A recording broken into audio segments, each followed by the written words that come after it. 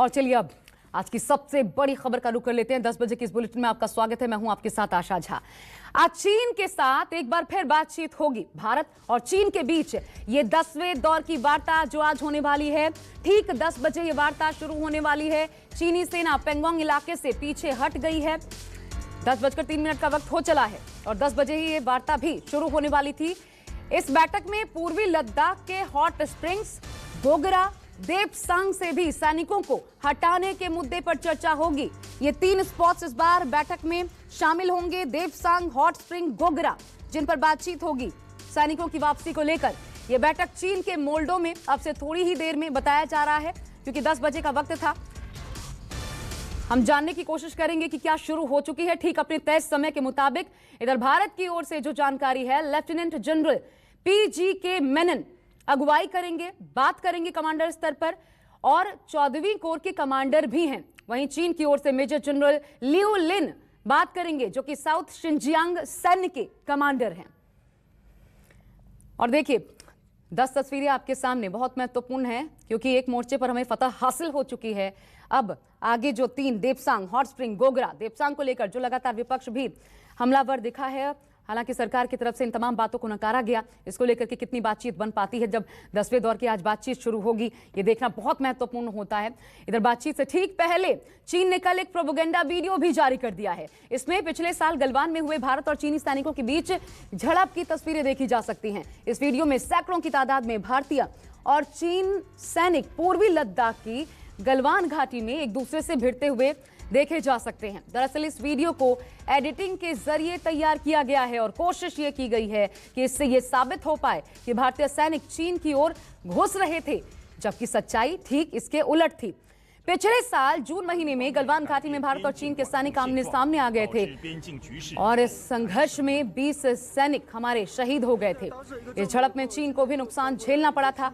चीन ने पहली बार आधिकारिक तौर पर यह माना भी है कि इस झड़प में उसके 4 ऑफिसर और सैनिकों ने जान गंवाई। लेकिन यह आधा सच है जो चीन ने बोला कल, क्योंकि पूरा सच, जो कि दुनिया भर की जांच एजेंसियां कह रही हैं कि लगभग 40 से 45 चीनी सैनिक उस दरमियान मारे गए थे। और मेरे साथ इस पर बात करने के लिए आज महत्वपूर्ण दिन है, तो आप देख सकते हैं स्क्रीन पर इस वक्त retired lieutenant general Gurmeet Singh ji जुड़ चुके हैं। स्वागत है सर आपका। इसके अलावा रिटायर्ड कर्नल दानवीर सिंह जी हमारे साथ जुड़ चुके हैं। और दानवीर जी, मैं बता दूं, दानवीर जी के पास आने से पहले आसिफ साहब भी हमारे साथ हैं, लेकिन उससे पहले, क्योंकि आज आपके माध्यम से सर, आप दोनों के माध्यम से हम समझेंगे, दानवीर जी तो उस इलाके में भी तैनात रहे हैं जो पेट्रोलिंग हम लगातार करते रहे थे, और अब जिस पर बातचीत आज शुरू होने वाली है पेट्रोल पॉइंट 8 तक, जो फिंगर 8 है वहां तक, तो उस पूरे इलाके को समझने की कोशिश करेंगे, आपके अनुभव को दर्शकों तक पहुंचाने की कोशिश करेंगे। लेकिन सबसे पहले आसिफ सोहाग का रुख कर लेते हैं। आसिफ, ठीक 10 बजे शुरुआत होने वाली थी इस कमांडर स्तर की बातचीत की, 10वें दौर की बातचीत की, क्या जानकारी मिल रही है?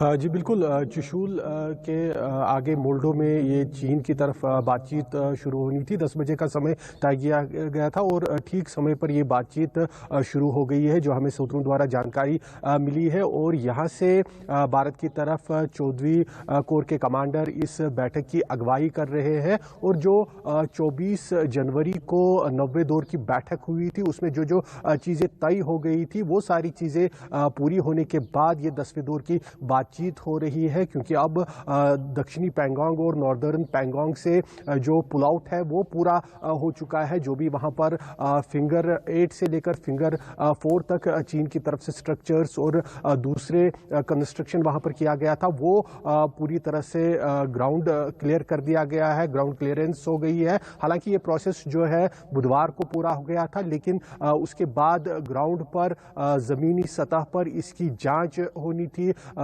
थर्सडे को ये जांच हो गई है और उसके बाद लगातार वहां पर कमांडर्स, जो लोकल कमांडर्स हैं, उनकी बातचीत हो रही थी और तय किया जा रहा था कि जो अगली बातचीत उच्च स्तर की है वो कब होगी। और उसी के चलते ये निर्णय लिया गया था कि 10वें दौर की बातचीत आज होगी और ये बातचीत अब शुरू हो गई है, जिस पर काफी अहम नजर रहेगी, क्योंकि जो तीन जगहों का नाम आपने बताया, गोरगा और देपसांग और हॉट स्प्रिंग, इसके अलावा एक और जो डेमचोक का इलाका है, वहाँ उस जगह को भारत उठाने वाला है, क्योंकि चारदिंग निंगलू नाला जो है वहाँ पर पिछले 3 सालों में देखा जा रहा है कि जो स्थानीय वहाँ पर नोमैड्स लोग वहाँ पर है, उनको ग्रेजिंग के लिए जो उनके चरवाहे जाते हैं, उनके चीन की तरफ से वहां पर ऐतराज किया जाता था। ये मुद्दा भी यहां पर इस बैठक में उठाया जा रहा है और कोशिश की जा रही है भारत की तरफ से जो पहले ही बढ़त मिली है पैंगोंग के इलाके में, उस बढ़त को बनाए रखे और जो दूसरे मसले हैं उन पर भी बात की जाए। और साथ ही साथ छोटी जानकारी आसिफ मैं और आपसे चाहती हूं, और उसके बाद अपने मेहमानों का रुख करूंगी। आसिफ, डिस्कस किया जाए फिंगर पॉइंट 3 और 8 जो 3 से 8 के बीच का इलाका है, वो नो मेंस लैंड, जब तक आगे बातचीत नहीं होती, ये तय हुआ था कि इस प्रकार का रहेगा। क्या इस पर आज बातचीत होगी?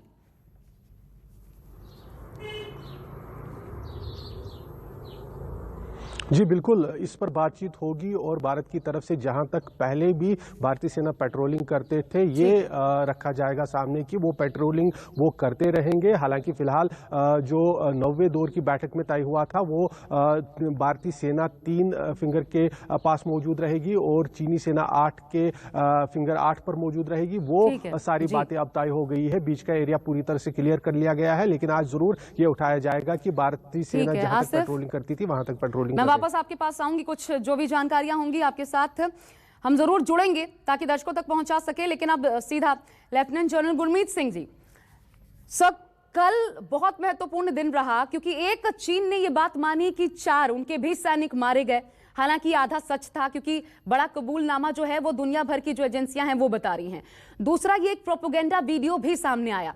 अब इस 10वें दौर की बातचीत से पहले, जब एक तरफ आप ये दिखाने की कोशिश कर रहे हैं कि हम बातचीत से माहौल को सुधारने में लगे हैं दोनों देशों के बीच, तो ये क्या बताता है? ये 10वें दौर की बातचीत से पहले चीन की क्या कोशिश है? देखिए जी, ये जो आज 10वीं मिलिट्री लेवल मीटिंग होगी ईस्ट लद्दाख में मोल्डो की जगह के ऊपर में, ये बहुत महत्वपूर्ण मीटिंग है। और बड़ी बात यह है कि इससे पहले जो हमने डिसाइड किया था डिसएंगेजमेंट का जो एग्रीमेंट था और उसका जो प्रोसेस शुरू किया, उसको बहुत ही अच्छी स्पीड के साथ में एग्जीक्यूट किया गया है। यानी कि जो चीज 24 फरवरी तक हासिल करनी थी वो हम ऑलरेडी कर चुके हैं।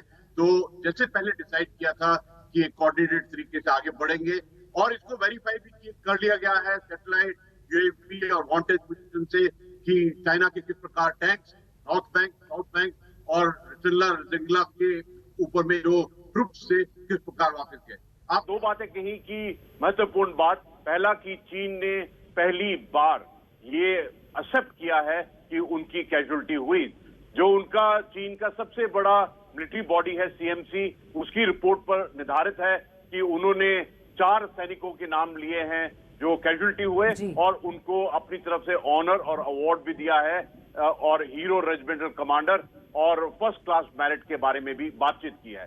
लेकिन मुख्य बात यह है कि अभी तक जो चीन ने एक्सेप्ट नहीं किया था वो उसने एक्सेप्ट किया है, लेकिन साथ में ही उसने एक वीडियो भी जारी किया है। अवश्य ही उसको एक फेस सेविंग की एक जरूरत है, तो इसलिए लगता है उसने ये वीडियो किया है ताकि उसकी जो डोमेस्टिक जो अंदर में जो उनकी पॉपुलेशन है उनको उनके ऊपर में एक मैसेज देना चाहती है।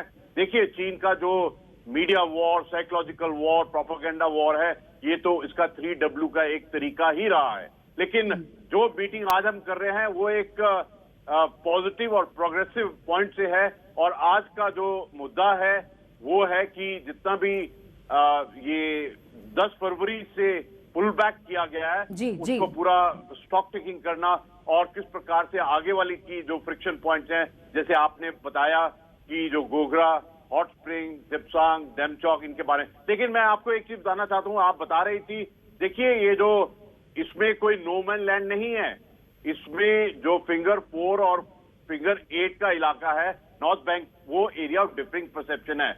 हमारी परसेप्शन फिंगर 8 तक है और चाइनीज की परसेप्शन फिंगर 4 तक है। ये क्लियर होना बहुत जरूरी है। और देखिए, जो हम बात कर रहे हैं ये लाइन ऑफ एक्चुअल कंट्रोल की है, ये अभी दोनों की साइड ने क्लैरिफाई नहीं किया है, ये जो एक्सरसाइज है एलएसी क्लैरिफिकेशन, ये अभी भी अधूरी है।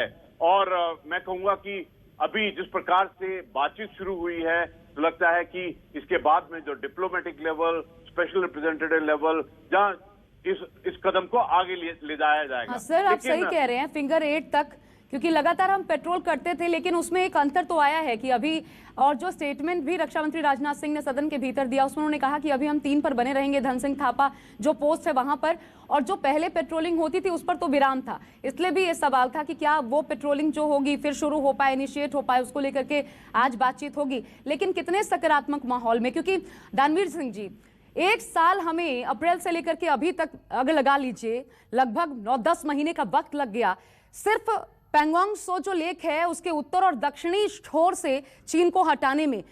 आज ये सकारात्मकता जो है, थोड़ी बहुत बातचीत से जो बीच में बनी है, वो काम आएगी, माहौल सकारात्मक रहेगा, जो कि सबसे ज्यादा महत्वपूर्ण है। देखिए, माहौल बिल्कुल सकारात्मक रहेगा और चीन वापस भी जाएगा। चीन को वापस जाने की मजबूरी है, चीन खुशी से नहीं जा रहा है। और शी जिनपिंग को कोई दिव्य वाणी नहीं हुई थी, रात में सपना नहीं आया था कि उसने बोला कि भाई अपना बोरिया बिस्तर, लंगर, जनरेटर उठाइए और वापस आ जाइए। ये ऐसे नहीं होता है। ये बहुत ही ब्रूट रियलिटीज के साथ ये पूरी कार्रवाई होती है, हार्श रियलिटीज के रेल्स में ये कार्रवाई होती है। और अगर वो चीन वापस जा रहा है तो मान लीजिए कि वो मजबूरी में जा रहा है, वो खुशी से नहीं जा रहा है। और वो मजबूरी हमने पैदा करी है, वो मजबूरी हमारे सैनिकों ने पैदा करी है। वो मजबूरी 29 अगस्त और 30 अगस्त की रात को पैदा करी, जिसमें हमने टेक्टिकल मनूवरिंग करी, जिसके स्ट्रेटेजिक गेन थे। और जो चाइना, जो इनिशिएटिव चाइना के हाथ में था, जो मोमेंटम चाइना ने बनाया हुआ था, वो वहां पर खत्म हो गया। और उसके बाद ये इनिशिएटिव और मोमेंटम हमारे पास आ गया। फिर हम निर्धारित करने लगे कि ये आगे का रुख किस तरीके से होगा। आपने जो पहले बात करी नो मैन्स लैंड की, जनरल साहब ने भी उसको क्लैरिफाई किया, उस पर भी मैं थोड़ा सा विस्तार करूंगा। नो मैन लैंड का मतलब होता है कि हमने अपनी जमीन को छोड़ दिया, चाइना ने भी उतनी अपनी जमीन को छोड़ दिया, और वो जो इलाका है वो नो मैन लैंड है, ना तेरा ना मेरा। लेकिन ऐसा नहीं है, मेरी जमीन अभी भी फिंगर 8 तक है, और उसके हिसाब से अभी भी जमीन जो है फिंगर 4 तक है। लेकिन जो बीच वाला जो इलाका है, जहां पे पेट्रोलिंग नहीं करेंगे, शांति कायम रखने के लिए इसको बफर जोन की संज्ञा दी गई है। अब जनरल जोशी का इंटरव्यू कई सारे न्यूज चैनलों में और अखबारों में छपा और बोला गया है, उसको देखिए, इट इज बफर जोन। जैसे ही आप नो मैन लैंड बोलते हैं, उसका पूरा कॉन्टेक्स्ट चेंज हो जाता है, और मेरे ख्याल से वो एक गलत भ्रांति पैदा करता है। तो there is no no man land, let me be very clear. ठीक है। अब इसके बाद जो आगे की कार्रवाई है, गोगरा, हॉट स्प्रिंग और गलवान के इलाके के फ्रिक्शन पॉइंट्स हैं, या ऊपर देपसांग के जो इलाके के फ्रिक्शन पॉइंट्स हैं, let me make it very categoric and clear कि जब हमारी 6 जून को कोर कमांडर के साथ में मीटिंग हुई थी, उसके बाद तय हुआ था कि ये जो बीच का इलाका है, दैट इज देपसांग और पेंगोंग के बीच का जो इलाका है, दैट इज गलवान से लेके गोगरा तक, यहां पर लिमिटेड डी एस्केलेशन होगा, और 9 जून तक हुआ भी। अभी ना चाइना की फौज हिंदुस्तान के परसेप्शन में है, ना हिंदुस्तान की फौज चाइना के परसेप्शन में है। लेकिन फ्रिक्शन पॉइंट इसलिए बना हुआ है क्योंकि दोनों फौजें भारी मात्रा में हथियार और गोला बारूद लेकर, घातक युद्ध सामग्री लेकर एक दूसरे के बहुत निकट हैं। अगर 1993 से लेकर 2000 तक के बॉर्डर मैनेजमेंट के मुआहदे की बात करें, तो दोनों तरफ के सैनिक कम से कम लाइन ऑफ एक्चुअल कंट्रोल के 2 किलोमीटर इधर और उधर होने चाहिए, जो कि ऐसा नहीं है। मैं थोड़ा सा बीच में आपको इंटरप्ट कर रही हूं, और मैं फिर बता दूं दर्शकों को, ऐसा इसलिए क्योंकि दानवीर सिंह जी वहां पर न सिर्फ पोस्टेड रह चुके हैं, बल्कि उस पूरे इलाके को बहुत बारीकी से समझते हैं। इसलिए सर मैं आपसे जानना चाहती हूँ, ये जो कहा जाता है और जो एक मैसेज है कन्वे किया गया है देश भर में, और मैं इसको विपक्ष को भी शामिल करती हूँ, जिनके जरिए 18 किलोमीटर भीतर, देपसांग की जहां हम बात कर रहे हैं, 18 किलोमीटर भीतर आकर के चीनी सैनिक वहां पर मौजूद हैं, और उसकी बात नहीं की, रक्षा मंत्री ने उस पॉइंट को नहीं छुआ, ये कहा गया। इस पर सर क्लेरिफिकेशन मैं आपसे चाहूंगी, सच्चाई हकीकत क्या है देपसांग को लेकर? देखिए, देपसांग को लेकर हकीकत बड़ी सिंपल है। चाइनीज अपनी परसेप्शन लाइन पर पेट्रोलिंग करते हैं, वो हमने बंद करी हुई है। और हम अपनी परसेप्शन पर जाकर पेट्रोलिंग करते हैं 12A 13, यहां पर उसने हमारी जो है पेट्रोलिंग बंद करी हुई है। जो वाई जंक्शन है उससे आगे की कार्रवाई वो हमारी रोकता है और हम उसकी कार्रवाई रोकते हैं। तो प्रैक्टिकली जो देपसांग का इलाका है ये एक पहले से ही बफर जोन बना हुआ है। जब से ये तनातनी चली है तब से ये बफर जोन बना हुआ है। यहां भी किसी की जमीन पर किसी ने अतिक्रमण नहीं किया है, ना कोई आया है ना कोई गया है। लेकिन अगर हम अपनी पेट्रोलिंग करने जाते हैं 10 से लेके 12 अल्फा 13 तक तो वो हमको रोकता है, और इसी तरह चाइनीज को हम रोकते हैं। दोनों तरफ की बात होनी चाहिए। हम भी चाइनीज को उसके परसेप्शन पे नहीं आने देते। ऐसा नहीं है कि हमारे को ही रोका जा रहा है, चाइनीज को भी रोका जा रहा है।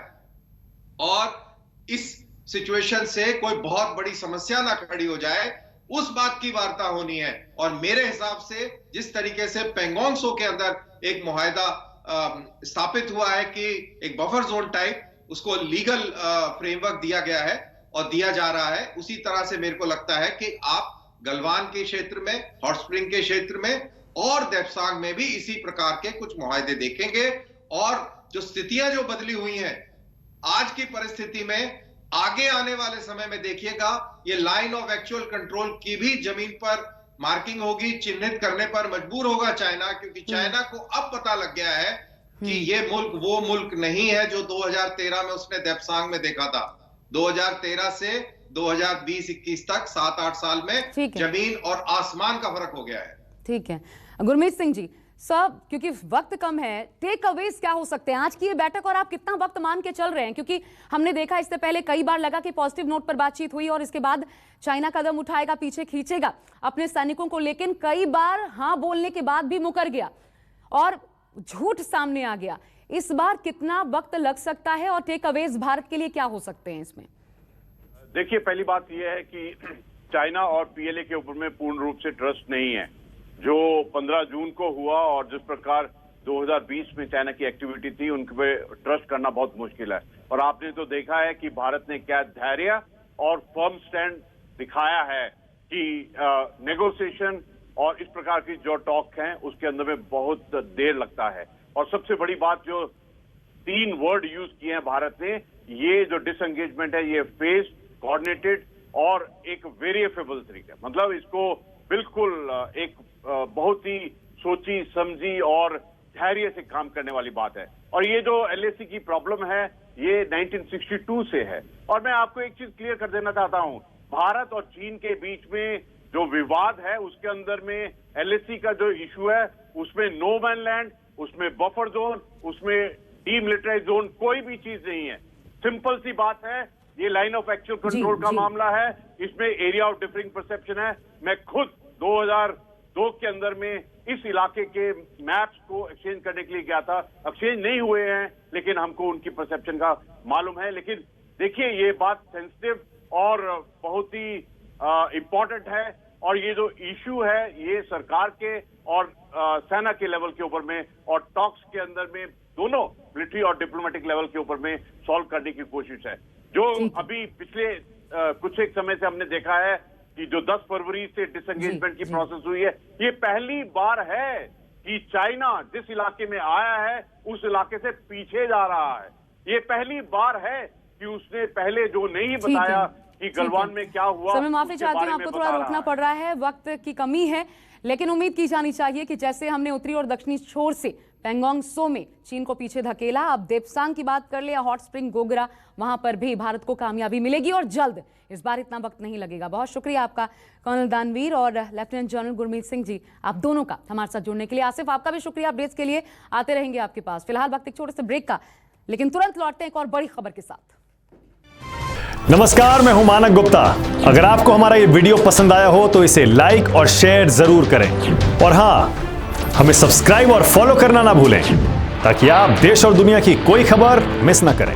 तो जुड़े रहिए हमारे साथ और देखते रहिए न्यूज़ 24।